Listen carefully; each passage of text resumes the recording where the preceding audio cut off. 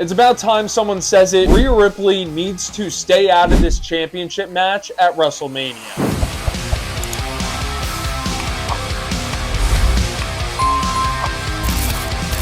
Welcome back to another episode. I am D Loves Wrestling, and today we are going to be talking about one of my favorite WWE superstars in the entire company. We are going to be talking about how Rhea Ripley has been booked, honestly, over the course of the last entire year. Obviously, Rhea Ripley is caught in the mix of this potential triple threat match for the Women's World Championship at WrestleMania, but now it's not looking like it, but I think everyone knows that is the end goal, to make this a triple threat match with Io Sky, Bianca Belair, and Rhea Ripley for the Women's World Championship. There's a lot to dive into, and I'm going to start off with the most recent Monday Night Raw, where Rhea Ripley got her rematch against Io Sky with Bianca Belair as the special guest referee. Now, this whole decision of just making this match is just so forced to me. If their goal is to make this just a triple threat at WrestleMania, just make it the triple threat. Confirm it already. Just so we can get segments between all three of them to give this feud a little bit more juice right before WrestleMania, because just wasting time having a mess of a match like this. Look, the match was phenomenal. I just don't understand the whole purpose of it. I think everyone knew that it was going to end in a DQ. We knew Io Sky wasn't going to lose. I was praying that they weren't going to give the title back to Rhea Ripley. I was honestly on the fence about it potentially happening, because